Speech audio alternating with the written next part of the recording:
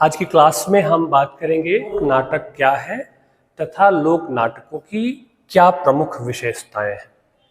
लोक साहित्य के अंतर्गत हम निरंतर लोक साहित्य के जो महत्वपूर्ण प्रकार हैं, चाहे वो लोक कथा हो, लोकगीत हो, लोक गाथा हो, उन सब पे बात कर चुके हैं। और अब हम एक महत्वपूर्ण विषय लोक नाटक क्या है इस पे हम बात करने वाले हैं। ठीक है, बहुत आसान भाषा में आप समझते हैं इस चीज को कि लोक शब्द का अर्थ होता है सामान्य लोग। ठीक है, साधारण लोग जो किसी क्षेत्र विशेष में, समाज विशेष में रहते हैं, जिनकी अपनी परंपरा है, जितनी अपनी मान्यताएं हैं, रीति रिवाज है। तो सामान्य साधारण लोगों का संबंध है इस लोक शब्द से। और नाटक का क्या है? नाटक का अर्थ है कि नाटक के रूप में, यानी कि अभिनय के रूप में कोई कहानी चल रही हो, जिसमें संवाद हो, अभिनेयता हो और कहीं कहीं गीतात्मकता भी हो।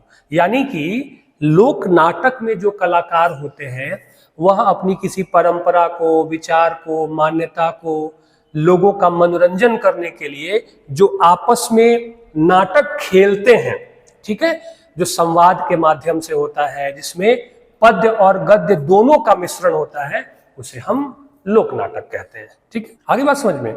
यानी कि एक छोटे लोगों का समूह जब नाट्य रूप में, नाटक के रूप में किसी कहानी को प्रस्तुत करता है, जिसमें अभिनेता और गीतात्मकता का भी संयोग होता है, संवाद शैली होती है, उसे हम लोक नाटक कहते हैं। यानी कि लोक का नाटक, लोक विशेष या समाज विशेष के लोगों द्वारा खेला जाने वाला नाटक, जो रंगमंचीय साज सज्जा, नाटक की तकनीक, दृश्य विधान, शास्त्रीयता, इन सब से दूर हो। ठीक है, लोक नाटकों का जो मंच होता है वो खुला मंच होता है, खुला आकाश होता है। मंदिर के परिसर में खेल लिया, ठीक है, गांव के किसी मैदान में खेल लिया, किसी का घर बहुत बड़ा है, उसका आंगन बहुत बड़ा है, वहां खेल लिया, तो खुला मंच होगा, खुला आकाश होगा, गांव के लोग होंगे, वो आपस में कलाकारी करेंगे, अभिनय करेंगे, कोई पर्दा नहीं होगा, कोई अंक नहीं होगा, एक के बाद एक दृश्य आएंगे और जो कलाकार होते हैं उनमें से ही एक व्यक्ति एक से ज्यादा अभिनय भी कर लेता है। यानी कि बहुत सहज सरल लोक स्वीकृत जो व्यवस्था होती है, उस व्यवस्था द्वारा जनता का मनोरंजन करना, उनको कोई संदेश देना, उनको उस लोक नाटक के माध्यम से कोई बात बताना, यही लोक नाटकों के अंतर्गत किया जाता है। ठीक है, अभिनेता होती है, गीतात्मकता होती है और संवाद शैली होती है। तो लोक नाटक दरअसल बड़े लोक में प्रचलित मनोरंजन के और लोगों तक अपनी लोक परंपराओं को पहुंचाने के बड़े शानदार टूल्स, शानदार माध्यम के रूप में जाने जाते हैं। और लोक नाटकों की विशेषता क्या होती है कि रोचक होते हैं। रोचक क्यों होते हैं? कि आप सुनते भी हैं और देखते भी हैं, अभिनय है, दृश्य भी है और श्रव्य भी है। आई बात समझ में? तो लोक नाटक हमेशा से हर युग काल और परिस्थिति में लोक समाज की एक ऐसी थाती, एक ऐसी संपत्ति के रूप में संरक्षित रहे हैं, पीढ़ी दर पीढ़ी, परंपरा दर परंपरा, जिन्होंने लोक समाज का सबसे अधिक मनोरंजन किया है। अब आप याद करिए, आपके यहाँ पता नहीं ऐसा होता है कि नहीं, लेकिन मैंने देखा है, हम जब छोटे थे तो हमारे यहाँ बिहार में जब बारात चली जाती थी तो गांव की महिलाएं इकट्ठी होकर एक लोक नाटक प्रस्तुत करती थी, जिसको कि हम लोगों के यहाँ डोमकच कहा जाता है। डोमकच में महिलाएं ही पुरुष बन जाती थी और हाथ से, रस से संबंधित वो बड़ी जबरदस्त, वो अब उसकी परंपरा विलुप्त होती चली जा रही है, अब नहीं हो रहा है, क्योंकि अब बारात रात को गई और रात को ही वापिस आ रही है।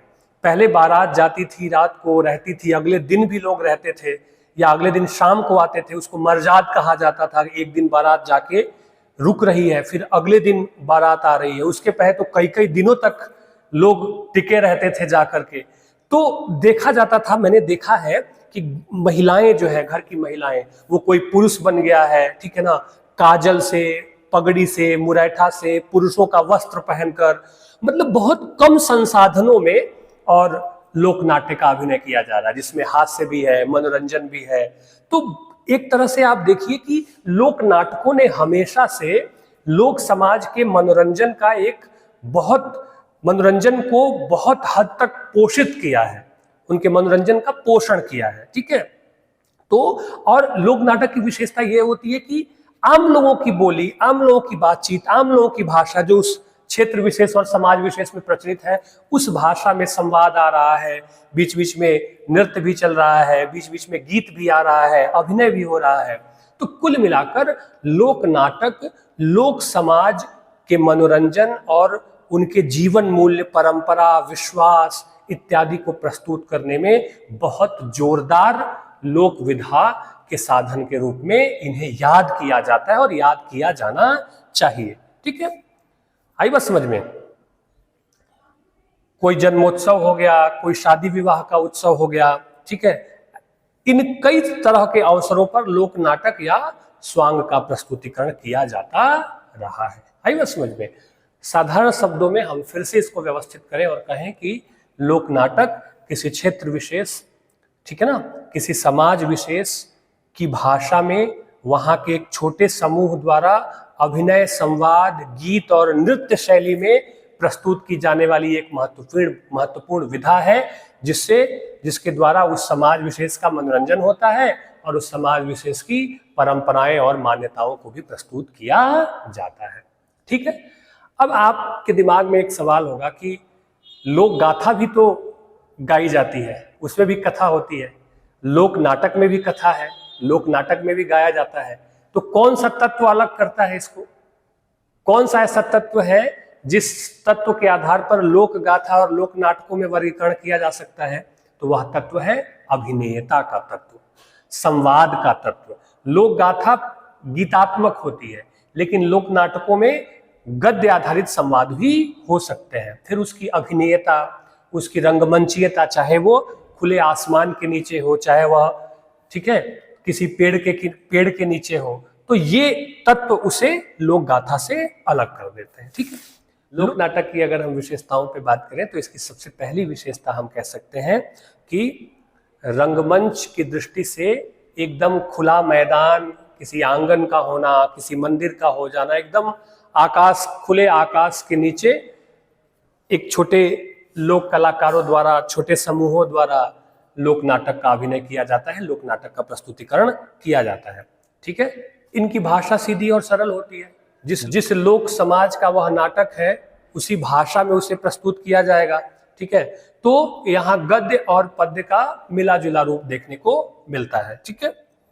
संवाद, इनके संवाद छोटे छोटे होते हैं, लोक नाटकों में संवाद छोटे छोटे होते हैं, और कहीं कहीं बहुत मजेदार प्रसंग होता है कि प्रश्न और उत्तर की शैली में बातचीत हो रही है लोक कलाकारों में। लोक नाटक के जो कलाकार हैं, एक प्रश्न कर रहा है, एक उत्तर दे रहा है, प्रश्न कर रहा है, उत्तर दे रहा है, तो जल्दी जल्दी में संवाद होते हैं और वो बहुत रोचक होते हैं, ठीक है। लोक नाटकों के जो कलाकार होते हैं वो ड्रामा थिएटर या फिल्म अभिनेताओं की तरह ट्रेंड कलाकार नहीं होते, प्रशिक्षित कलाकार नहीं होते। बिना किसी प्रशिक्षण के, बिना किसी ट्रेनिंग के, बिना किसी रंगमंच और नाटक की जो तकनीकें हैं उसको जाने बगैर वो एकदम बिंदास होके, उनकी अपनी ही तकनीक है, अपने ढंग से, अपनी मौज में, अपनी मस्ती में आते हैं और संवाद सुनाते हैं और उसको प्रस्तुत करते हैं। और मजेदार बात है कि एक ही कलाकार कई सारी भूमिकाएं निभा देता है, कोई लाग लपेट नहीं, कोई रोक टोक नहीं, एक ही वस्त्र में कभी वह पुरुष भी बन जा रहा है और समय आने पे वह कोई और पात्र की भूमिका भी निभा दे रहा है। यहां यह देखा जाता है कि लोक नाटकों के पात्र प्रायः पुरुष होते हैं, स्त्रियां कम होती हैं, उनकी संख्या कम होती है। प्रायः पुरुष ही लोक नाटकों में अधिक सक्रियता से अभिनय करते हुए देखे जाते हैं। ये बात और है कि स्त्रियों का रोल भी पुरुष ही निभाते हैं, स्त्री चरित्र का भी रोल पुरुषों को निभाते हुए देखा जाता है, ठीक है। कथानक की विशेषता भी लोक नाटक की एक बड़ी विशेषता है, ठीक है। ये जो कथानक है ये कई तरह के विषयों से हो सकते हैं, ऐतिहासिक, पौराणिक, सामाजिक, धार्मिक, कई तरह के विषयों से संबंधित कथानक हो सकते हैं। अब जैसे राजस्थान में, ठीक है, राजस्थान में एक बड़ा प्रसिद्ध लोक नाटक है चारण, जो कि ऐतिहासिक है। केरल का जो यक्षगान है वह पौराणिक लोक नाटक है। यूपी बिहार में रामलीला बहुत प्रसिद्ध है, ठीक है, रामलीला, रासलीला, तो तो ये धार्मिक विषयों से संबंधित है। लोक नाटक के विषय अलग अलग होते हैं, सामाजिक जीवन से संबंधित, इतिहास से संबंधित, परंपराओं से संबंधित, यानी कि इनकी दुनिया विस्तृत है। लोक नाटकों का विषय भी बड़ा है। ठीक है, लोक नाटक की विशेषता में हम रूप योजना को ले सकते हैं। रूप योजना का मतलब है कि जो लोक कलाकार होते हैं, लोक नाटकों के कलाकार, उनको किसी खास तरह के प्रसाधन, अलंकरण, साज सज्जा, आभूषण इत्यादि की जरूरत नहीं होती। जो सुलभ संसाधन है, जैसे कि काजल हो गया, पुरुषों के कपड़े हो गए, पगड़ी हो गई, ठीक है ना, कुछ खास तरह के वस्त्र जो मिल सकते हैं, उन्हीं से वो काम चला लेते हैं। ठीक है, जरूरत नहीं पड़ती उनको कि राजा बनना है तो राजा की तरह मुकुट लाइए और सारा कुछ लाइए, उनका अंदाज ही राजाओं की तरह होगा। तो कुछ कुछ चीजें जो परिवार में, घर में, समाज में, गांव समाज में मिल सकती हैं, उसी का इस्तेमाल करके वो रूप साज सज्जा पे ध्यान देते हैं। ठीक है, और उसी हिसाब से उनको सुसज्जित भी किया जाता है। ठीक है, लोक नाटक की एक बड़ी विशेषता यह भी है कि उसमें सामूहिक प्रतिभा एक साथ दिखाई देती है। कई सारे कलाकार एक साथ अभिनय कर रहे होते हैं, संवाद प्रस्तुत कर रहे होते हैं, गा रहे होते हैं। ठीक है, एक दूसरे की मदद कर रहे होते हैं, एक दूसरे का रोल समझा रहे होते हैं, एक दूसरे को कैसा है कैसा नहीं है। रिहर्सल जैसी भी कोई बड़ी बात इनमें होती नहीं है कि कई दिनों से रिहर्सल चल रहा है कि कैसा कर रहा हूं कैसा नहीं। एक्शन ऑन द स्पॉट होता है। वो मजे हुए कलाकार होते हैं, कोई झिझक नहीं होती है, आते हैं और प्रस्तुतिकरण दे करके चले जाते हैं। ठीक है, तो सामूहिक प्रतिभा का प्रदर्शन लोक नाटक की एक बड़ी विशेषता है। और लोक नाटकों में कोई अंक नहीं होता, कोई पर्दा नहीं गिरता, सब चलता रहता है, एक के बाद एक के बाद एक। दर्शक भी वहीं बैठे हैं, कलाकार भी वहीं बैठे हैं, पर्दे के पीछे कोई जा नहीं रहा है, जो हो रहा है सब आंखों के सामने हो रहा है। तो वह बहुत सजीव, जीवंत और एकदम से स्वाभाविक दृश्य सामने दिखाई देता है। कोई बनावटीपन नहीं, कोई साज सज्जा नहीं, जो है जैसा है सब कुछ उसी तरह से वहां दिखाया जाता है। तो लोक नाटक किसी भी लोक समाज की वह ख्याति है जो पीढ़ी दर पीढ़ी मौखिक परंपरा से चलती चली आ रही है, जिसमें उसके विश्वास, मान्यताएं इत्यादि है, खुला रंगमंच है, संवाद शैली है, अभिनेता है, गीतात्मकता है, छोटे संवाद है, वह पौराणिक आख्यानों पर आधारित है, ऐतिहासिक तत्वों पर आधारित है, उसके विषय बहुत बड़े हैं। तो कुल मिलाकर लोक नाटकों ने अपनी विशालता के साथ साथ, विषय की विविधता के साथ साथ हर समाज विशेष, हर क्षेत्र विशेष के लोगों के मनोरंजन का काम किया है। उनको धार्मिक, सामाजिक, पौराणिक कई तरह की सीख दी है, कई तरह के संदेश दिए हैं। नैतिक शिक्षाओं पर आधारित लोक नाटक भी देखे जाते हैं, खेले जाते हैं।